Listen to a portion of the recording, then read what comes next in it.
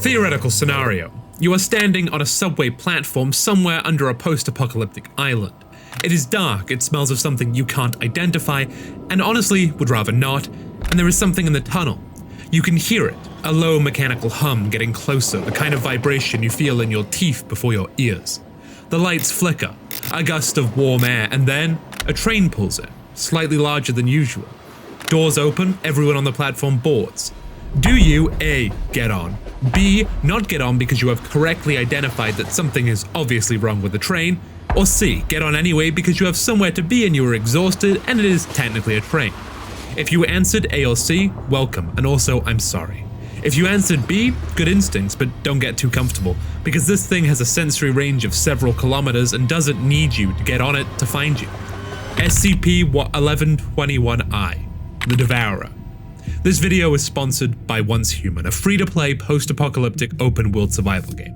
Link in the description. More on that in a moment. Quick context, because we have a 45-meter biomechanical subway creature to get to, and I don't want to spend 20 minutes on setup. Once Human is a post-apocalyptic open-world survival game. The apocalypse was caused by a substance called stardust, extraterrestrial, anomalous, and unfortunately discovered by a research organization called Rosetta, who made the sensible and well-considered decision to dig it up, study it intensively, and attempt to weaponize it. As you can imagine, this went well.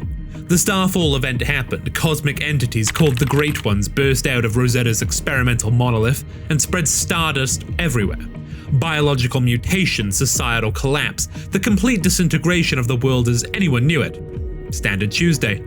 A select group of people infected by stardust don't mutate. Instead, they develop abilities and become known as metas.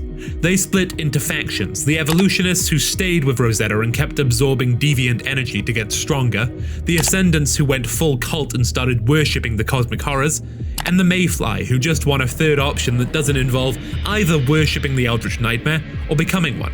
That's you. The game takes place on Nalcott Island, sealed off, dense with history, specifically the kind that involves experiments going wrong and things that shouldn't exist getting loose.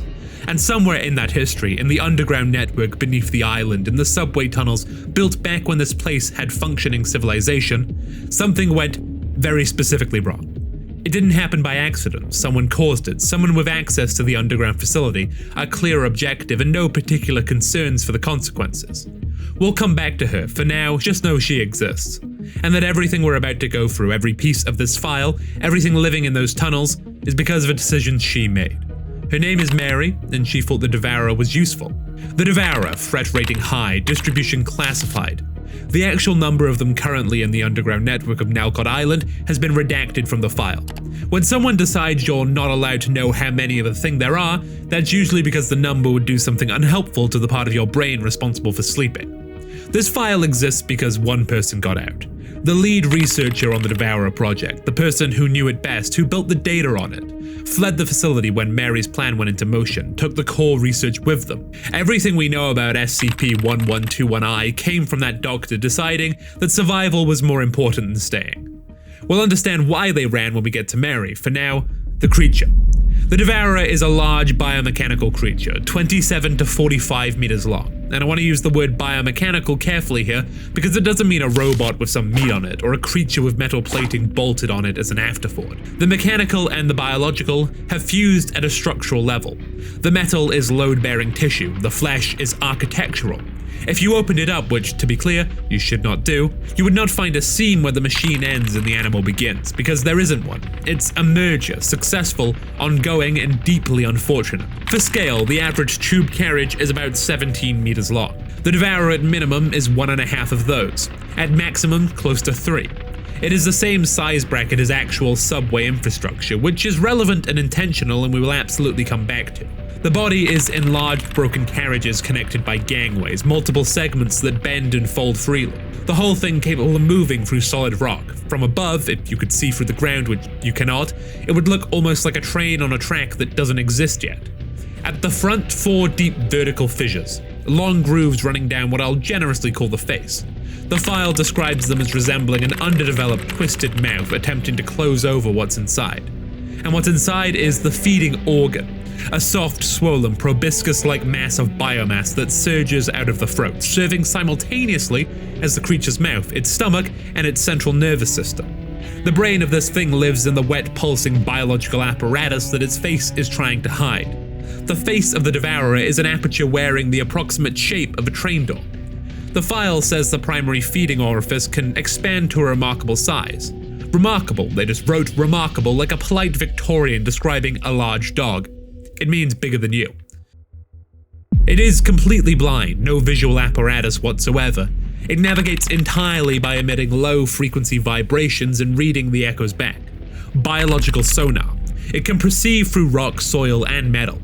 It is building a real-time, three-dimensional map of everything around it using sound alone with a sensory range of kilometers, not meters. Every documented encounter record follows the same pattern. Human encounters Devourer, human panics, human screams or runs hard enough that their footsteps bounce off tunnel walls, and the Devourer hears them, and the Devourer comes. The people who died in these encounters didn't get hunted, instead they more got answered. Your entire nervous system, the parts of your brain that have been keeping humans alive for several thousand years, are about to get you killed. Your body in an enclosed dark space with something enormous moving nearby is going to tell you to scream, to run, to breathe hard enough that your lungs make a noise. Every survival instinct you have is a targeting beacon. The Devourer doesn't need to be fast or clever, it just needs you to be a person. Mary knew this. When she turned the acoustic shielding off, she knew exactly what would happen to anyone in those tunnels when the creature could hear them. She just didn't care, but once again, we'll get there. What it actually does. The name is fairly self-explanatory, but the specifics do matter. It can generate powerful negative pressure by rapidly expanding the feeding orifice, ingesting large quantities of material essentially at once. The file notes in a sentence I've read several times now and it doesn't get better, that this feeding behavior appears to bring it immense pleasure. It prefers stardust and rich crude oil and metal ores. The sensory range covers kilometers. It liquefies the substrate it moves through using electromagnetic interference and re-solidifies it behind itself, leaving no trace. Something the length of 3 tube carriages is moving through solid bedrock under your feet, and the ground above looks completely normal, right up until it doesn't anymore. Under normal conditions, it's not interested in people. Low stardust levels don't register as a feeding priority. Disturb its feeding, and that changes, but the more interesting behavior runs on entirely separate logic. Something that happens every 12 to 16 months regardless of anything else. This is the behavior Mary specifically exploited, the one she built her plan around, because she didn't just release the Devourer, she pointed at the entire island and told her to go eat. Every 12 to 16 months, the Devourer disguises itself as a normally operating rail transit vehicle. It moves along existing tracks and it stops at stations in sequences. The doors open on time. To a human observer on the platform, it looks like a train, just slightly larger than it should be. The field operations note is buried in the file, and I love that there is a formal memorandum about this, specifies that standard rail vehicles on Nalcott Island run between 2.88 and 3.68 meters in height. Anything outside this range is, quote, a potential hazardous entity. The warning exists, it has been distributed, the information is technically available, but you're standing underground in a post-apocalypse, you're exhausted, it's dark. A train just pulled in that is maybe 20 centimeters taller than you'd expect, and everyone around you is getting on it and you have somewhere to be. The other people on the platform aren't all people. Any anomalous entity of suitable size in the area is drawn to a docking event, but to the humans watching, they appear as humanoid figures in suits. Indistinguishable faces, briefcases, the right approximate height. Normal commuters, the kind you don't make eye contact with because you're in a tunnel and everyone's tired and direct eye contact in an enclosed underground space is a social crime. Everyone boards, the doors close, and the train moves. Both the humans and the anomalous entities are listed in the records as missing. Not dead, missing. That distinction is doing something, and we'll come back to it. The research notes describe this behavior as rooted in what they call order mimetics. The concept of the subway, of the scheduled service, of the thing that arrives and takes you somewhere, has been absorbed by the Devourer from everything it's consumed over time. It doesn't perform being a train, it has internalized being a train. The behavior is compulsive. It runs routes because some deep and badly translated part of it has concluded that running routes is what it's supposed to do. The destination is inside it, the entire route is inside it. Mary understood this. She didn't just release it and hope for chaos, she used the docking behavior as a weapon, directed the creature towards mayfly positions, exploited its compulsion to run a service, and used the schedule against the people trying to stop her. The Devourer wasn't rampaging, it was running routes. Mary just made sure those routes went somewhere useful. The Devourer is not alone down here. What is built around itself is organized. There are roles, a hierarchy, a working ecosystem with its own internal logic. Every part of it serves a function. And if you're wondering whether Mary had a hand in this too, she did, because she had a hand in everything apparently. The ecosystem is partly natural, partly engineered. She didn't just release a creature, she cultivated one. Inside the carriages, fused to the biomass, white soft bodies, fleshy entities called passengers. They exist as biomass central hubs, helping the Devourer maintain itself, stored energy, biological management for something that size operating continuously underground. The research notes are explicit about what the passengers are.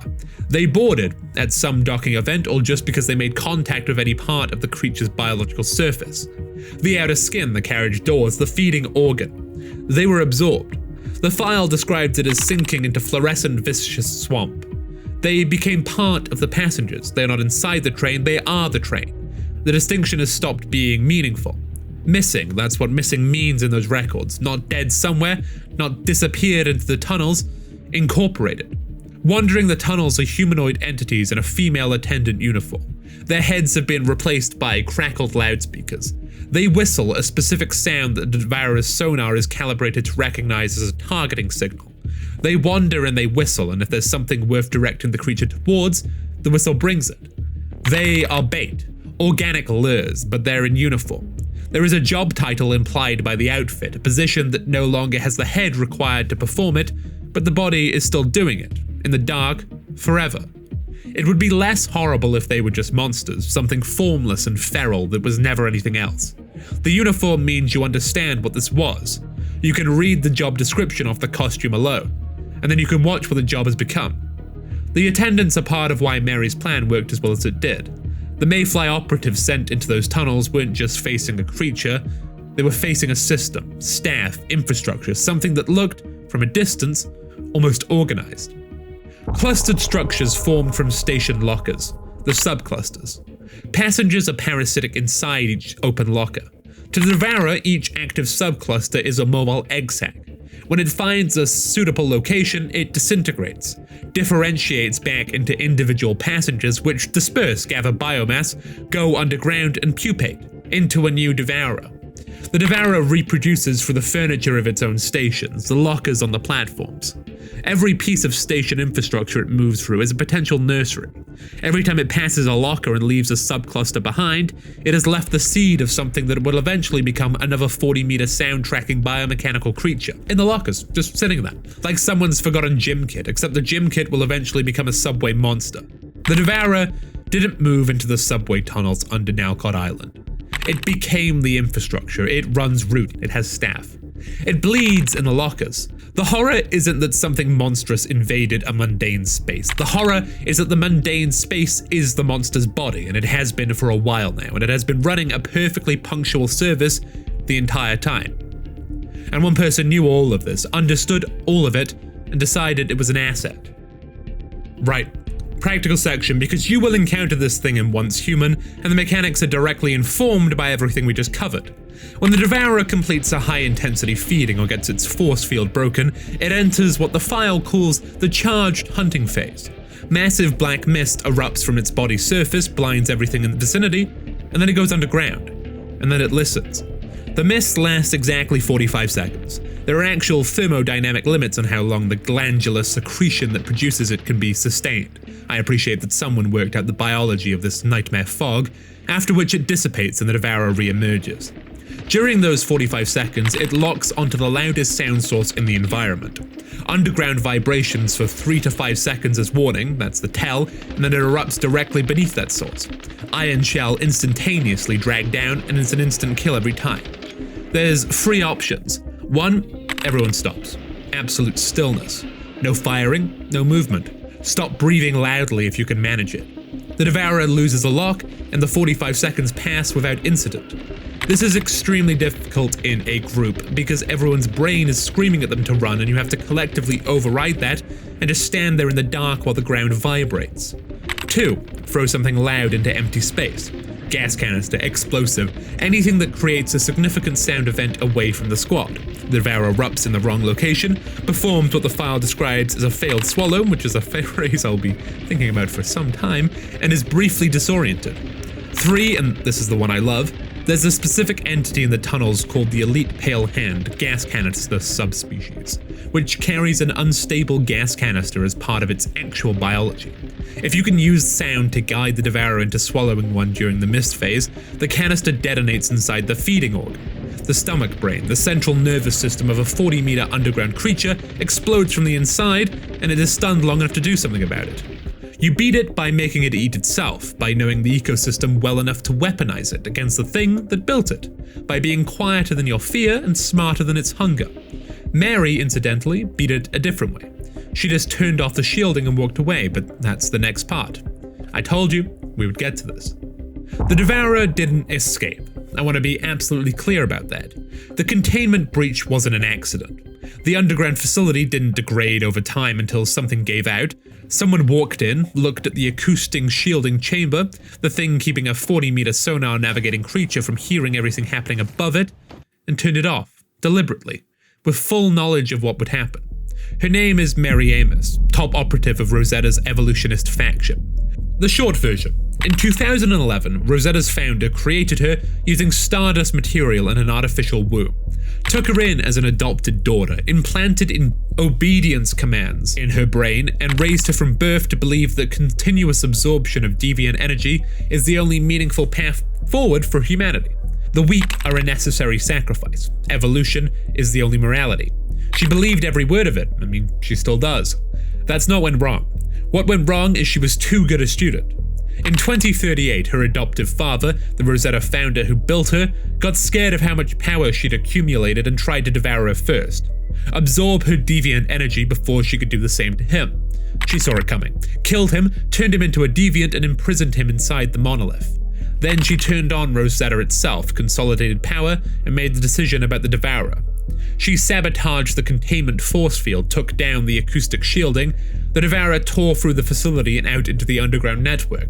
Ground collapses on the surface, civilian casualties, the Mayfly faction suddenly managing a catastrophic containment breach across the entire island's infrastructure, while trying to find survivors. Which was the point. Her actual objective was a metre called Mitsuko, someone whose powers Mary had been trying to absorb for years. Mitsuko, during the chaos, created a safe haven and sealed the island. Mary needed the Mayfly too overwhelmed to intervene. The Devourer was basically a distraction. A very large, very hungry, acoustically guided distraction that she tested using 2 Mayfly squads as live targets, just to verify the creature would follow her commands before she committed to the plan. It did. Everything we've covered, the docking behavior, the attendants directing prey, the ecosystem running like a transit system itself, Mary understood all of it. She read the same file you just read, understood the mechanics, the weaknesses, the compulsions, and her conclusion was useful. The Devourer is one of the more horrible things in the game's universe. But the scariest thing in this story isn't the subway worm. It's the woman who looked at the subway worm and saw logistics. The thing about the Devourer is that it exploits a very specific kind of trust. Not gullibility, not stupidity, just the ordinary, necessary, completely reasonable trust that you extend to infrastructure to get through a day. You don't check the chair before you sit in it, unless you're paranoid. You don't verify that the floor is solid before you step onto it. You don't inspect the train before you get on it. You get on the train because the train is there and you have somewhere to be, and that is what trains are for. You have to extend this trust or you'll never get anywhere. The world only works because everyone agrees to mostly stop checking. The Devourer has arrived at this through whatever combination of stardust contamination and Rosetta experimentation and one woman's deliberate decision produced it. It presents as a thing you already decided to trust. It runs on time, it opens its doors, and it waits for you to do the thing you are already going to do. And the trust that makes society function, the low-level background assumption that infrastructure is what it looks like, is exactly sufficient to kill you. Not greed, not curiosity, not even pride. Just the mundane assumption that the train is a train. And then what it does to you. The records say missing, not dead. The passengers in the dark fused to the biomass, still vaguely shaped like whatever they were before. They haven't been destroyed. The distinction between them and the thing they're inside has stopped being meaningful. But they're still there. Still part of something that is going to pull up at the station in 12 to 16 months and open its doors for whatever is on the platform. Part of the schedule now, part of the route. That's the thing about the Devourer, that nothing else quite manages.